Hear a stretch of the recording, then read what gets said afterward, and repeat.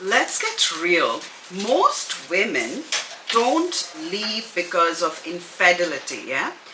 They leave because they are leading alone. They're the anchor, the only anchor, the default problem solver, the one making all the hard decisions. Even when they don't want to, they set all the structures in the house and in the relationship, in the marriage. They pretty much hold the entire container of the family. They track everyone's needs, including the husband's. And while they're doing all of that, he's zoning out, checked out, avoiding the relational work altogether. And she starts to wonder, right? Is this love? This hard struggle life, is this it? Because she's not just tired. She's tired of being the man who's carrying the heavy stuff in the relationship, right? Welcome to the Apsara Academy. This is where we talk about real love, soul level healing, and unshakable feminine power.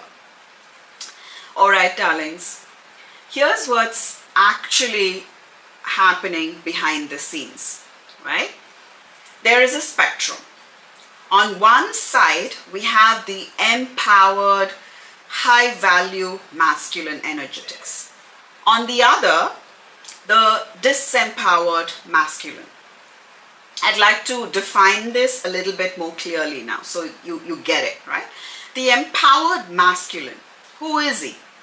He leads with his presence. He resolves conflict, right? He sets the entire culture, like the structure, the value, dynamics of the family unit. He protects the emotional climate of the relationship. He doesn't dominate, yeah, but he clearly directs. He holds the structure. He brings the stability. Now let's talk about the disempowered masculine. What does he do? He avoids hard conversations. He shuts down, right? Anything emotional, he shuts down. He lets the woman lead by default, and he simply adapts to her leadership passively, right? He might escape into work, into gaming, TV, or just silence, right? He's not dangerous or evil, but he's just absent. He doesn't, see, this is the thing, yeah? He doesn't need to physically hit you to hurt you. Energetic absence is abandonment, darling. Let me repeat that again. His energetic absence is a form of abandonment. To many women, right, who are silently suffering inside marriages where they feel unseen, unsupported, and unsafe, I know, I see you, I hear you, right? I was you. Because this is tricky because there is no obvious abuse, right? There is no physical abuse or sexual abuse or like crazy obvious abuses here. But because there is a type of abuse, and that's the lack of masculine leadership, right? So in this masterclass, I'm going to walk you through the 5 signs that will tell you clearly, my darling, that you're in a marriage with a disempowered man, right? He looks like a man on the outside. He sounds, his voice and tone and everything, he dresses like a man. But energetically, he is not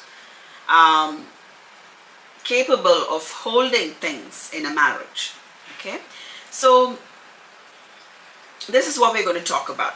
The 5 signs, right? You learn, and you'll also learn how this affects our nervous system as the feminine. You'll learn why love or hot, sexy moments alone are just not enough in a long, healthy marriage, right? And what to do when you are the one holding it all. That's a 3-step process that I will walk you through at the very end of this video, so stay with me, darling, because I clearly walk you through a very deep process on what you can do if you are the one that's holding it all down in your marriage, right? When you are the one doing all the heavy lifting in the relationship. Yeah? Let's go. Where shall we start? Let's start with my personal story. Way back when I was a completely different woman altogether. I remember a moment from my first marriage. From the outside, right, that marriage looked like a partnership, but underneath, I was the one building everything alone. I was running my own interior design firm back then, and on top of that, I was building his business for him too. And no one knew about this. Like, he used to use my team for his business, right? My systems, my processes, I built them for his business. And he used my team, who I paid their salaries, right? They are my team, and he used them for his business. And it wasn't just that. He used to even borrow money from my then employees without my knowledge. That one, ladies, right? That one broke a part of me inside, right? When I came to know about it, of course. So pretty much in my first marriage, right, I was the one who set the vision. I held the structure. I did the heavy lifting. And yet he took the profits, the credibility from the structure, all right, from the contracting side of the business. He used to take the profits, and I took just the design fee as the architect, right? He took the legacy that I built. Most projects started because of my energy, my vibe, and many of our clients quietly walked away because of him, because he couldn't hold the projects together. So it wasn't just about the dynamics around our business, right, in my first marriage. In the end, what it all boiled down to for me was it was about the lack of real heart and soul connection in the relationship. And I'm not talking about sex here, darlings, right? I'm talking about the absence of shared dreams, right? The entire weight that I carried alone in that marriage, that he was pretty much clueless about, right? He was checked out in so many ways.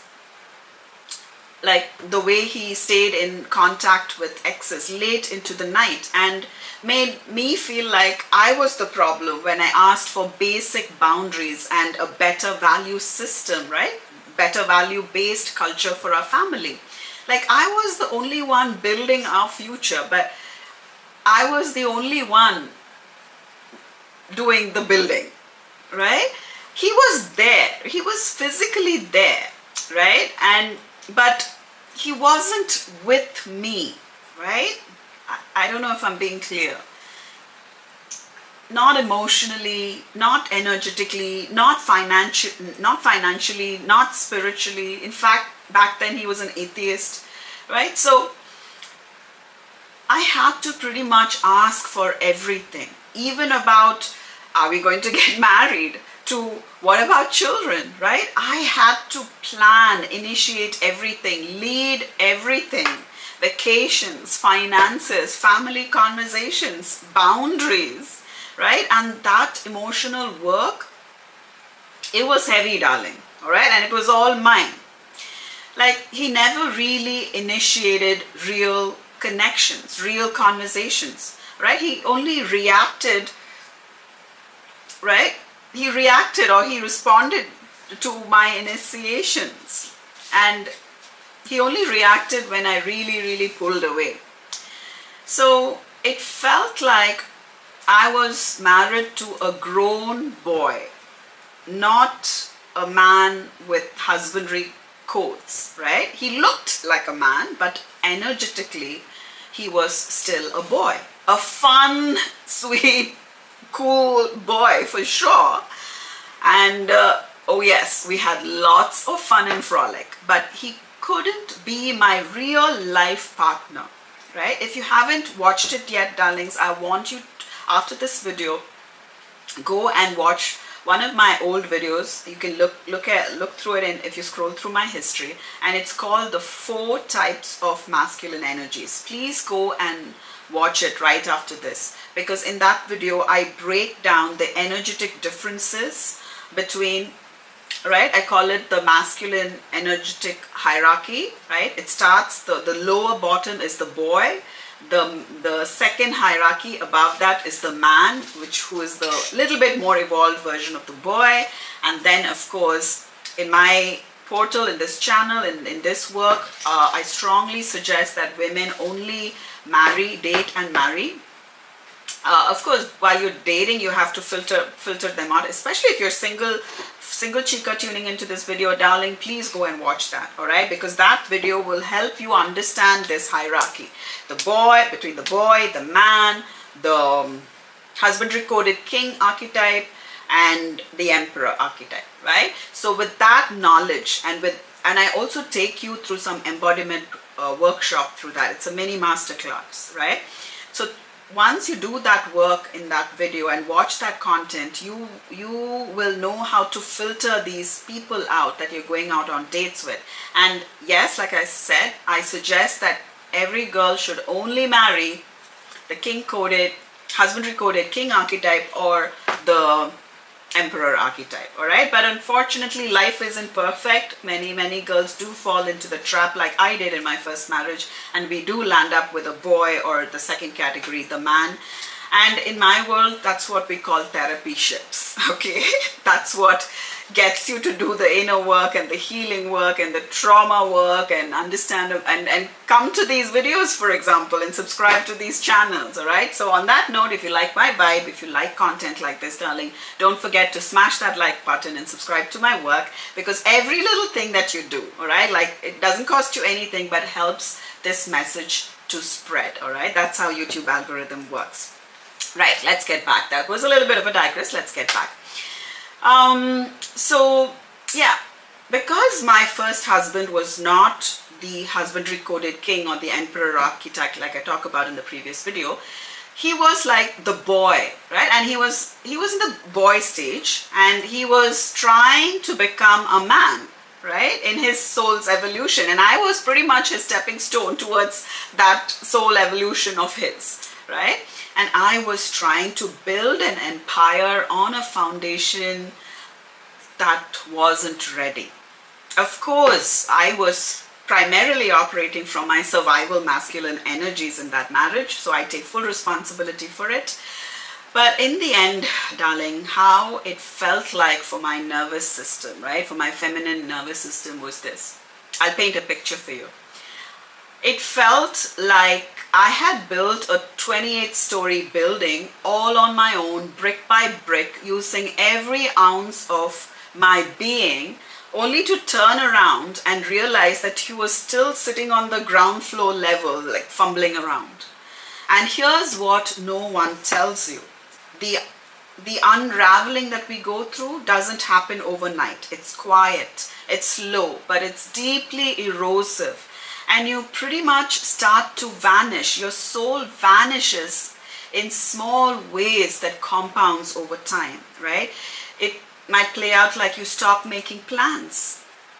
You stop bringing things up even. You stop asking for more. And eventually, your soul, like, you stop expecting anything at all. Not because you're healed and you're unattached, no. But because you've resigned, right? You did fall out of love. You pretty much fell out of hope. You feel hopeless because you're not just tired, right? You're tired of carrying the entire masculine load on your sweet feminine shoulders, darling. And deep down, you know something is just broken, because he never truly showed up, right, for you or for the marriage. And I can't tell you how many women who say the exact same thing, right? He's a good guy. he doesn't cheat. He might even work hard, right? If he's in the second category of the energetic hierarchy of men, the man archetype, he might even provide, like if he's the man archetype. But when I ask, right, when I ask these ladies, does he lead? They pretty much go silent because they don't want to say no. They feel guilty for even questioning it. They've been taught that good is enough, that a basic level of loyalty and provisions should satisfy them. But deep down, they are starving while carrying and doing all the heavy lifting in the marriage. One of my clients, back in the time when I used to do one-on-one work, came to me in year 7 of her marriage, and by then she had a home, she had kids and a steady income, right? And her husband, he never yelled or anything, right? So from the outside it looked fine, but inside she was breaking down. She was the only one holding the entire thing together, right? She was initiating every meaningful conversations. And, at that time, she was managing the kids' needs, the family planning, the finances, boundaries with in-laws, all of it. She was even doing the inner work for the both of them. And when she tried to express this to him, to ask for more leadership, more presence, more ownership, more positive ownership, he used to say things like, but I'm not doing anything wrong, or you're just too intense, everything is just fine, calm down, right? So she wasn't asking for perfect, all right? This is not about perfection. I hope you know that already. In my channel, we don't talk about perfection here. I'm not perfect, right? My husband's not perfect. No one's perfect. So we're not asking for perfection. She was not asking, my client was not asking for perfection. She was asking for real partnership. But the cost of leading alone for so long, it eroded her respect for her husband. It dulled her desire for him. It disconnected her from herself. Because over time, right, when a man stops showing up in the relationship, a woman's soul, her femininity, starts disappearing inside of it. So let's break this down clearly, right? Because a disempowered masculine doesn't always look like a villain or an evil guy, right? He often looks like a nice guy, a fun guy, a polite guy, a charming, sweet guy. And if he holds the man archetype, right, maybe even hardworking, non-confrontational. But beneath that niceness is a man who is emotionally avoidant, unanchored in himself, and fundamentally unavailable for true, real partnership. I want to walk you through the 5 signs that will clearly show that you're in a relationship with a disempowered masculine, right? Or the boy or the man archetype, like we call it in my work. The first sign, he avoids conflict until it explodes on him, right? You bring up something and he shuts down, right? He says, let's not fight. But what he really means is, I don't have the capacity to hold this with you. By the way, darling, see, now I'm not talking about you trauma dumping on him, right? Or your utter weak, unsovereign codependence on him in a way where you make him your God and the center of your universe, and you expect him or his love to heal you somehow, heal you mentally or emotionally or spiritually, right? Or you pretty much don't have a life of your own and your entire life surrounds around him.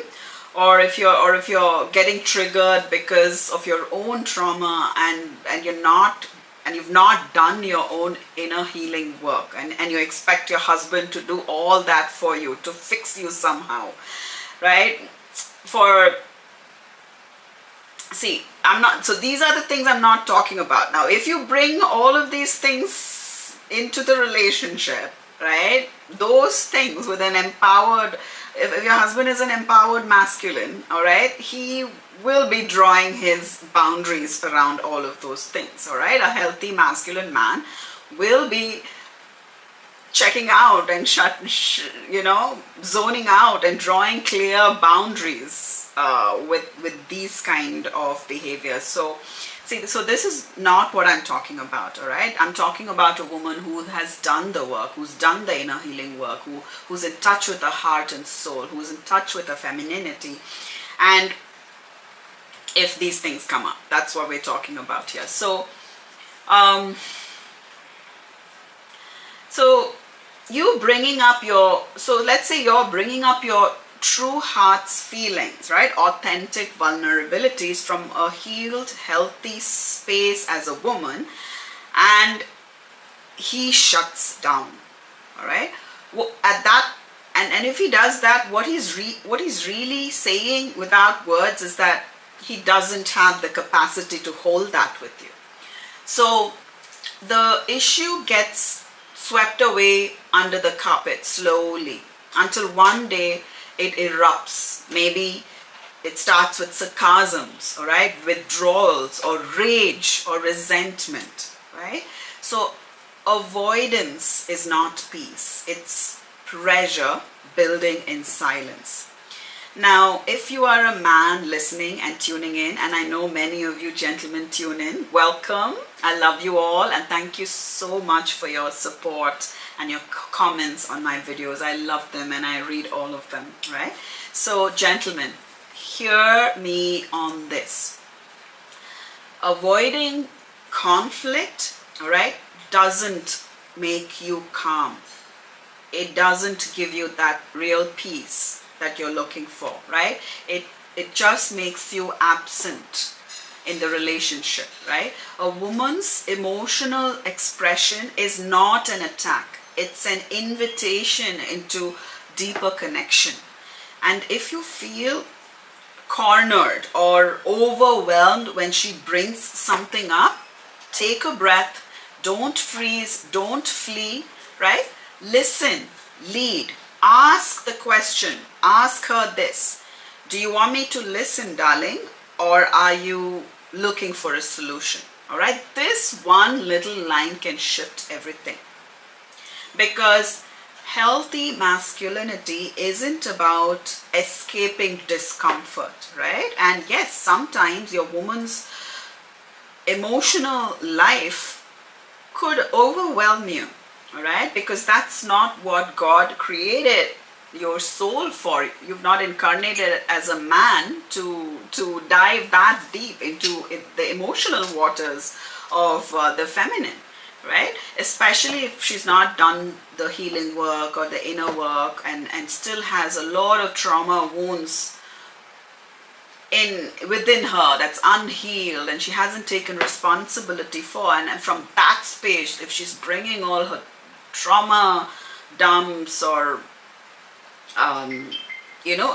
triggers and emotional overreactions or rage from that space, you have the right, sweetheart, I'm talking to the gentleman here, to clearly draw your boundaries at that, because that inner work, those things are entirely her responsibility, has to be on her shoulders to heal and grow through. All right, that's her soul's evolutionary journey, and it's a solo journey, and you are not responsible for it unless like you are a therapist and you are a psychologist and both of you united in this marriage towards doing that work together. But still, I would suggest that you draw your boundaries with that level of trauma dumping or emotional overreactions, right? Triggers, because that's going to distract you from from your purpose in life, from your legacies in life, from your goals, and from your path in life, all right? And as the masculine energy, your soul has come to have a purpose, to have clear directionality, to build something real in this world, right? So an unhealed woman has the tendency, I must say, to distract, to absorb your energy almost like a leech away from your purpose. So that is why I give you the permission to with kindness, all right, and with grace, to draw your boundaries with all of that. But that's not what we're talking about here. We're talking about your woman, your wife, when she has a healthy self-expression, right? Don't fear her emotions, because healthy masculinity isn't about escaping discomforts, right? It's about meeting it with your clarity, with your boundaries, right? So, all right, my darlings, let's get back. So, this is the truth, right?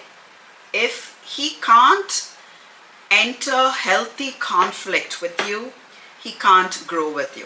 That's the truth. All right, my beauties. The second sign that you might be married to a disempowered masculine. We're talking about the boy or the man archetype. Remember the older video? After this, please go watch that. He acts like a friend who is a roommate, right? Not a leader. There is no direction, no positive ownership.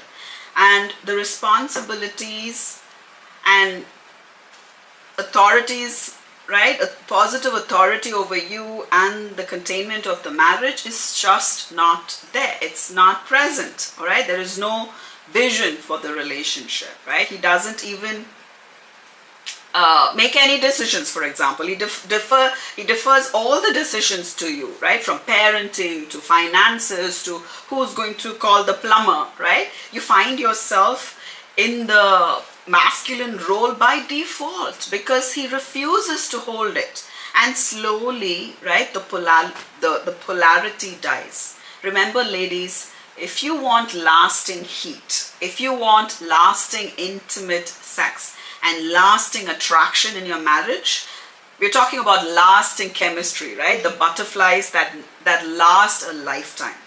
All that only can be created when there is polarity, right? Positive masculine pole attracts, like positive pole attracts negative pole, right? We've all of us studied this in physics, right? So this is the truth. All right, what were we talking? All right, a man who doesn't lead his own life. Ladies, listen to this. This is the truth. A man who doesn't lead his own life can't lead a relationship. So what are you even trying to do? And if you're a single chica tuning in and you're in the dating jungle, the first thing you have to figure out is, how is he leading his own life? All right, you're not out there going on dates with him to try and see if he has a six-pack or what height, how many feet and how many inches is he, or you know, his fashion statement. No. Check to see what is the vibrational quality of how he is leading his own life when it comes to his mental life, his emotional life, his spiritual life, his physical life, his financial life. All right, his relational life with his family, with his friends, with the community, with society. That's what you got to be checking out, my darling. Okay? Now, for the gentlemen tuning in, gentlemen, you don't need to dominate to lead. All right? Do not think that leadership in a relationship means some sort of patriarchal domination, right? No. Leadership in love is about setting a vision for the relationship, being clear about it. Just like you'd set vision for your company, right? So when your woman, your wife brings an issue, don't say stuff like, whatever you want, honey, right? Instead, say something like, let's figure this out together, right? Here's what I think, darling, right? That's what creates polarity, because You are coming in with your clarity, your directionality, and your presence. And that's hot. Trust me, women find that hot. The only woman who will compete with you on that or belittle you on when you bring your presence would be a woman who is already in her masculine energies, all right, who's in her survival masculine energies herself. So she's trying to compete with your masculinity, right? And that's another topic for another video, but let's just stay focused here. So that's what you bring in. You say things like, let's figure this out together, darling, right? So this is what I think. This is my opinion on this thing. So this is how you create polarity, right? And this is what will, trust me on this is what earns her respect for you, all right? So your direction brings safety for her, and safety brings her desire, turns on her desire for you, all right? All right, my beauties. Now we're going to talk about the third sign that you might be dealing with, the disempowered masculine, right? This is it. He feels trapped, right, and escapes. This one's big. So when life gets hard, when the relationship gets real, when real heart-soul intimacy is required, he disappears, right, into TV, into gaming, or maybe into his work, or into alcohol, or into his phone, right, or into his social life, or his boys. Anywhere but here, present with you, right? Because facing hard truths in himself or in you or about the relationship requires inner strength, and a disempowered man hasn't built that yet, right? He hasn't built that muscle yet. So instead of confronting reality head to head, right, he distracts himself away from it. Now, according to Carl Jung, and you know, if you've been part of my world for a minute, you know that I love Carl Jung, and I really study his work, right? According to him, he called this the give me a moment. I might be butchering this pronunciation, right? So pardon me. I think it's puer complex. It's a French word.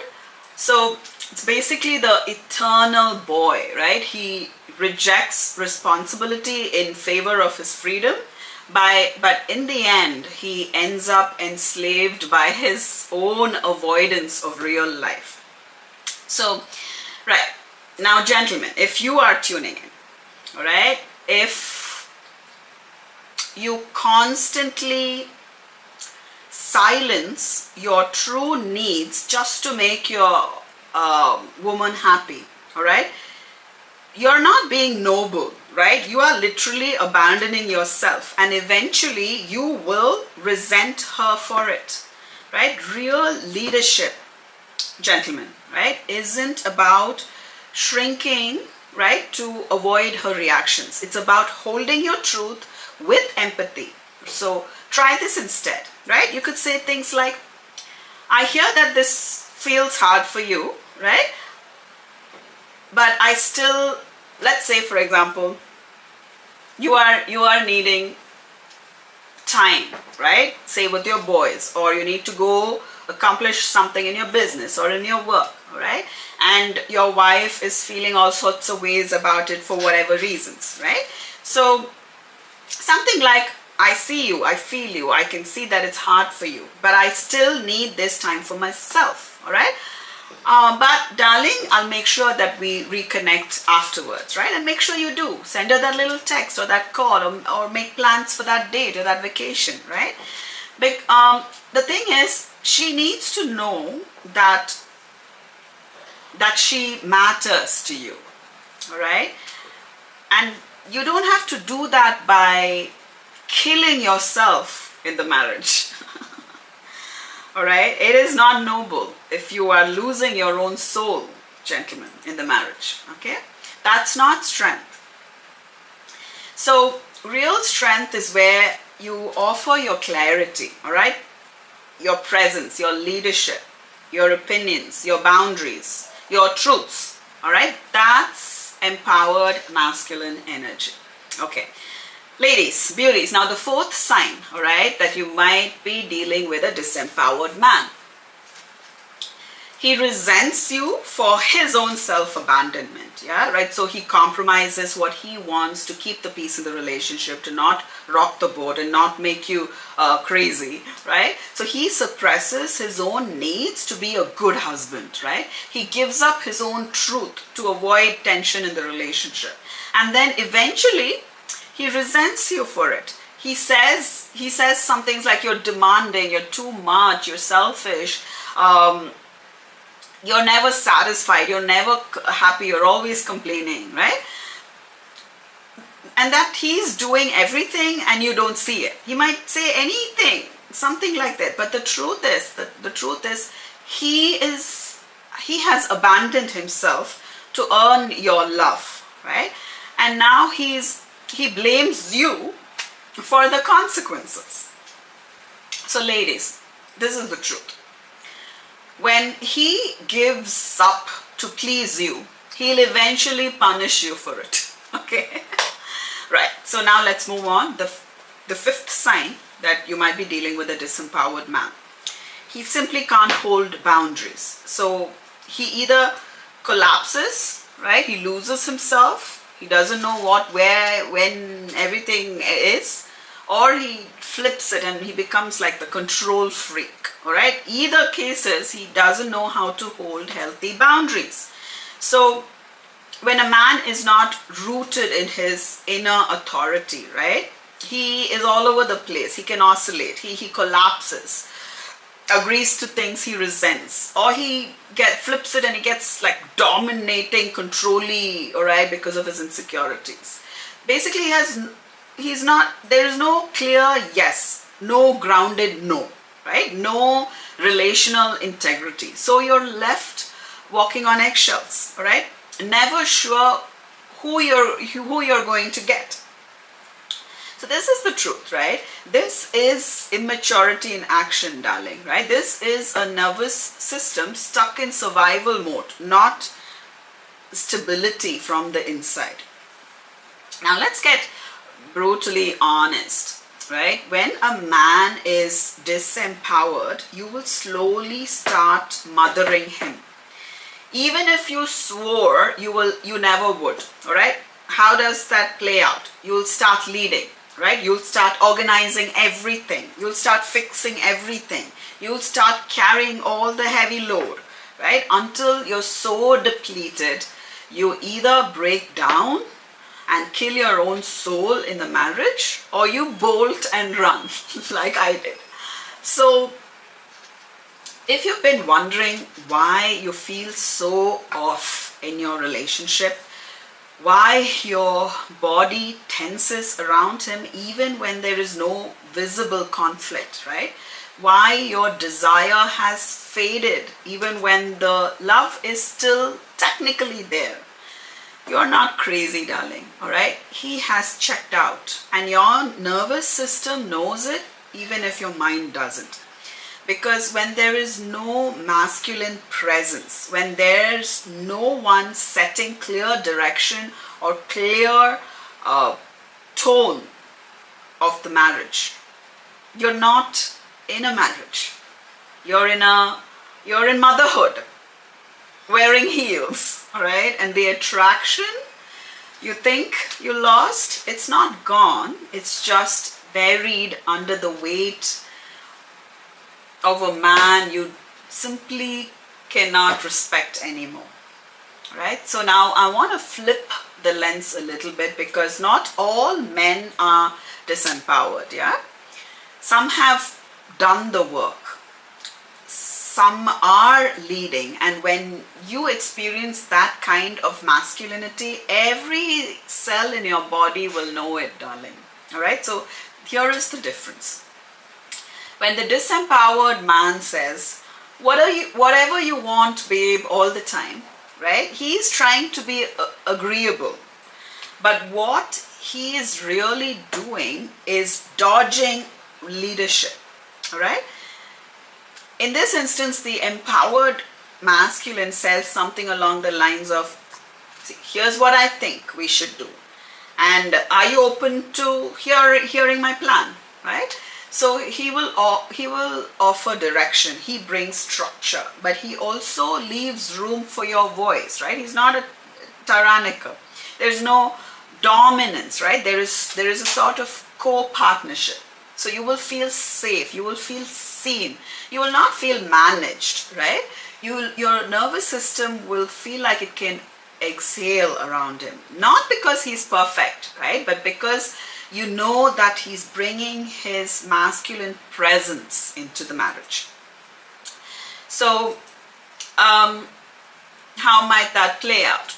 He initiates repair, right? He initiates it when things go sideways. He doesn't disappear, run away, or stonewall. He initiates repair. He doesn't wait for you to bring stuff up, right? He takes responsibility. And like, he doesn't make you his mother. He's very, very clear about that, right? The higher octave, the higher energetics of masculine men, like the husbandry coded king type men or the real emperor type men, right? They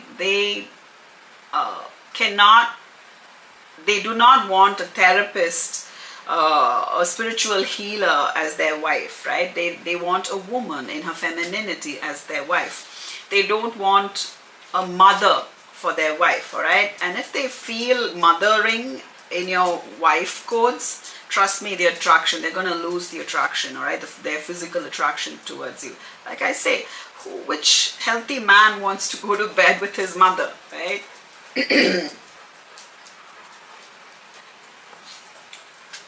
So yeah, the empowered masculine, see, nurturing, a little bit of nurturing energies as a woman, a little bit of feminine spiritual healing as a woman that you naturally bring to the relationship, that little bit of deep question that you might ask him that completely revolutionizes his world and his psychology, right? So these natural therapy stuff that you bring in, that has to be like the sprinkle, like the minor thing in the relationship, while the 90%, 95% of it has to be your womanly wife codes, your empress codes, your feminine codes that you bring to the table. All right, this is especially the only thing that a high vibrational man will want from you. All right, he will not want you to be his mother, therapist, or spiritual healer. Trust me on that. Okay, so the empowered masculine man, right? He says no when needed. He has no problem saying no, right? Not with force or aggression, but with clarity and calm, right? He will have a spine, all right? He doesn't, not a sword. So he will primarily, number one, he respects his own needs, all right? He respects and follows and honors his own purpose in life and not yours, all right? He doesn't disappear into sacrifice or noble, or complete controlling selfishness, right? There is a relational integrity in the marriage. This is what I call masculine leadership, and it's the single most underrated quality in modern relationships, in my humble opinion, right? Because a man can be good, he can be loyal, he can even love you, right? But if he can't lead with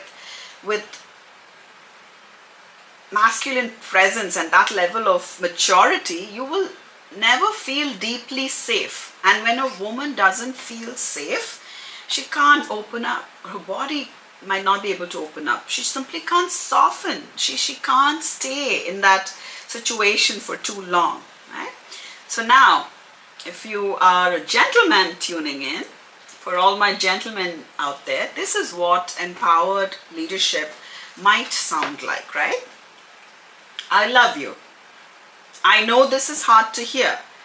You are my number one queen, all right? But I need this time for myself, all right? Let's spend Saturday together. I'll take care of that thing. We'll talk about that. You're not alone in this. So you validate her, but you hold your ground, right? You offer a plan. That one thing, just that one shift turns the entire marriage around. all right? It's like a co-led partnership, right? And yes, it leads to intimacy that is real, right? And not performative. So, or not obligatory, okay? Now I want to back all of this with what we know from relationship science. Now, according to Dr. John Gottman, one of the most respected relationship researchers out there in the world, right? Emotional withdrawal is one of the four, according to him, right? Emotional withdrawal is one of the four horsemen of divorce. He calls it stonewalling.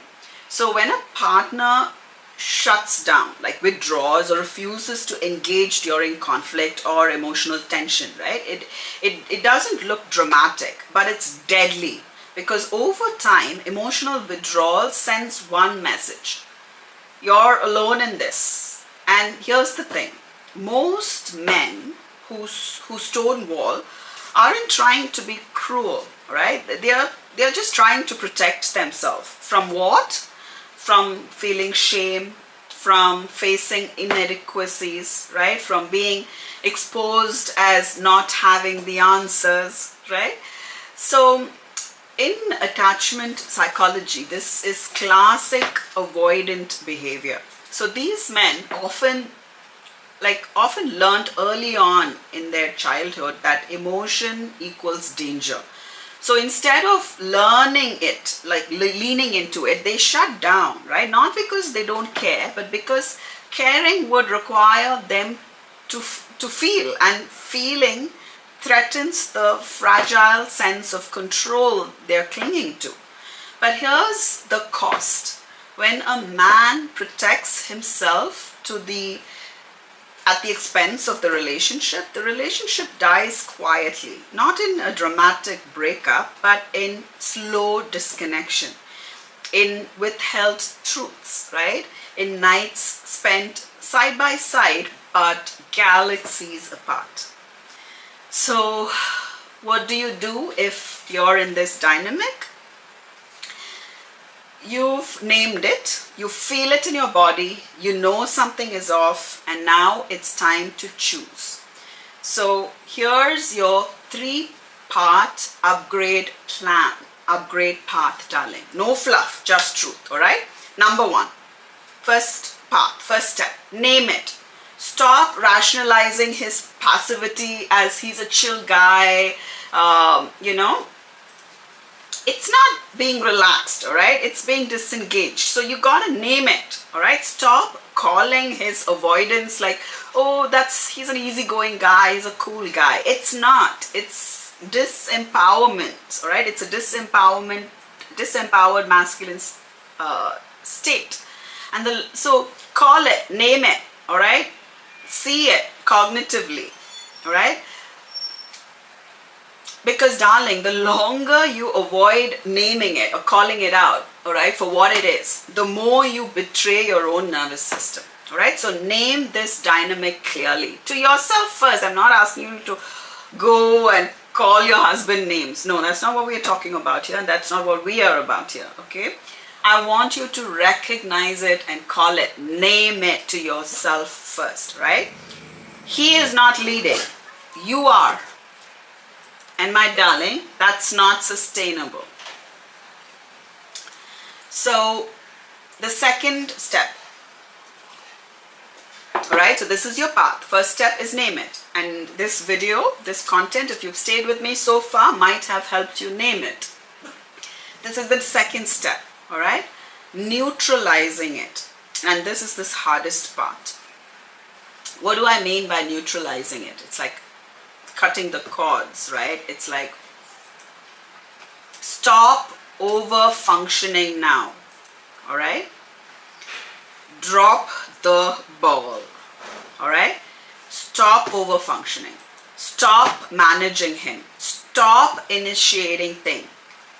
Stop initiating everything. Stop gaslighting this truth to,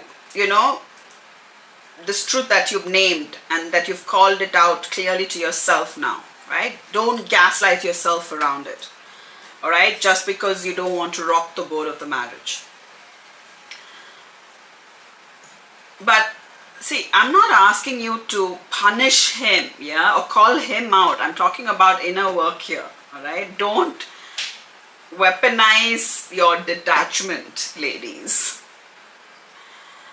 Okay? So this is not about the guy at all. When I'm saying all this, I'm just stay with me here, all right? I'm asking you to detach, for you to do your inner work and healing work within yourself. This has got nothing to do with the guy. All right? Just drop the ball, stop over-functioning, stop managing, stop doing all of these things, and just step back. I want you to create space. Let the imbalance of everything naturally reveal itself. And all I'm asking you to do, step 2, all right? Create space, drop the ball, create space, not in a weaponizing or punishing way. This is for yourself, this is for your soul, this is for your own heart, okay? Give me one moment. Sorry.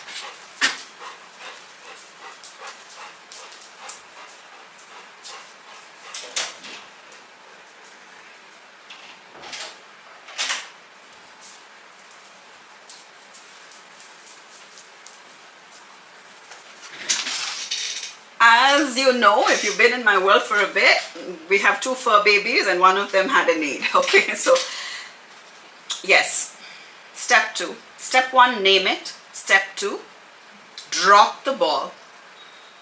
Space, give everything space. Let the imbalances come up to the surface and reveal itself. All right? And I want you to become the observer, right? Watch what he does. I want you to understand the patterns of yourself and your husband. Become the awareness itself. See what happens to you when you drop the ball. Can you drop the ball? All right? See what happens to you when you just surrender in a love space. Can you even surrender? All right? I'm not asking you to surrender to any man outside. I'm asking you to surrender to your own heart and soul, and taking responsibility for the inner work and the healing work that space requires. And ultimately, I'm asking you to surrender to God. All right? Can you even do that? Or are you, need to control and fix and carry and manage everything? Right? Are you managing yourself? Are you fixing yourself? All right? So watch observe your patterns, observe his patterns in that space that's created. All right? Because a man who's ready to rise with you will be visible from that, from a man who's not. All right? The masculine in your husband who's ready to rise with you will be triggered by that, and he will reveal himself and do something about it. All right? The disempowered masculine will collapse. And that's all I'm asking you to do. That's step 2. Step 3 now is navigate it. Okay? Once you've named it, once you've stopped carrying it all, you have a decision to make. What is your standard, right? Ask for what's real. Lay it down without drama or begging or judgments or blaming or screeching or anything, because you've spaced out to heal all of that, right? And without any drama or begging, you ask for what's real for you. Lay it down. All right? And then watch his leadership response. Does he step in, or does he still stay passive? Either way, you now have data, you now have information, and you get to choose. All right? Am I building forward with this man, or am I building something new alone, but in integrity? Because the truth is, the longer you lead alone, the harder it becomes to trust anyone else to lead with you, darling. All right? So the internal posture of an empowered man, when he believes how he is built and what it feels like to be with him. All right, I want to go deeper into it, because the empowered masculine isn't just about how a man behaves, right? It's about how he pretty much sees the world, how he orients himself to responsibility, to conflict, to connection, right? Here's the truth. An empowered man doesn't fear leadership. He pretty much wants the weight of it. He loves the challenge of it. He sees it as his role, not to dominate, but to stabilize, right?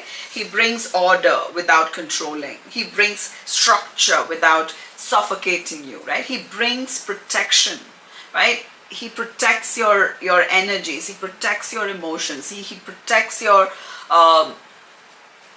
nervous systems, right? And he doesn't even need to be loud about it. It's in his very nature. So he believes that conflict is not a threat, all right? He doesn't fear conflict. He knows that it's a portal for deeper intimacy, all right? And for him, clarity is love. Confusion is something to confront, not to avoid, right? His integrity must outlast his mood. And the culture of this relationship, right, the value system, the structure, and all of that, the boundaries, is his responsibility to shape and protect. So this is how an empowered masculine operates. This is how he is built. And when something feels off, he doesn't wait for his wife to say it or bring it up, right? He senses it, and he initiates addressing it. And he owns his part without crumbling in guilt or spiraling in shame. And when things feel good, he deepens it, right? He doesn't take love for granted. Like he stewards it. So here's what it feels like in a woman's body when she's with this kind of a man, right? You don't have to explain your basic emotional needs. You don't have to hint, manage, or micromanage your man. You don't have to teach him how to protect you, right? He wants to. You feel relaxed in your belly, right? Like held in your nervous system. Your heart is soft, not because you're fragile or weak, but because his very presence is so strong. It's strong enough to hold you. Like you stop spinning in your head because someone else is finally grounded enough to hold this entire structure with you. That's the internal posture of an empowered man. Not perfect, all right? Not performative, but present, principled, and protective in the most grounded way, all right? Now let's talk about something most women feel but few admit out loud. The fading desire, right? The quiet withdrawal. The moment your body stops reaching for him. Like you don't want to kiss him. You don't want him touching you. You don't want to be intimate. Not because you've gone cold, right? But because your body is saying that what your mouth hasn't yet, right? It's saying, I don't feel safe here.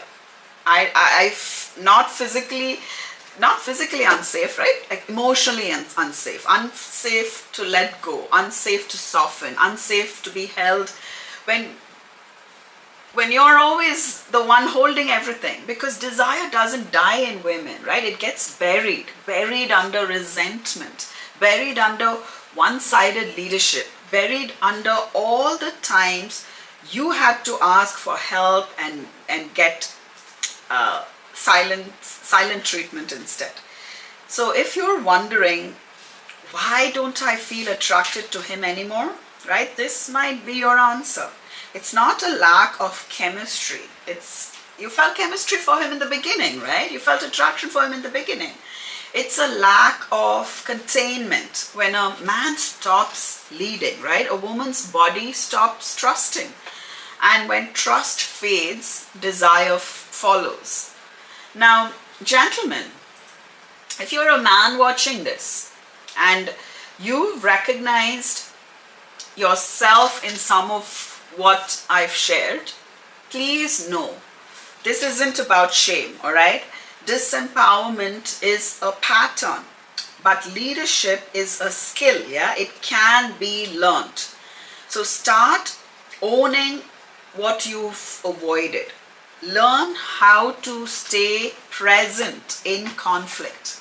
Like practice leading with your vision. Practice leading with your clarity. Not silence or retreating. Because your woman doesn't need your perfection, believe it or not, all right? She needs your presence. And if you can bring that consistently, I promise you, her softness will be that glorious, magical garden you can call home, and you will find your peace in, all right? All right, ladies. So let me leave you with this. A man's love will hold your hand, but a man's leadership will hold your life's legacy. Choose accordingly.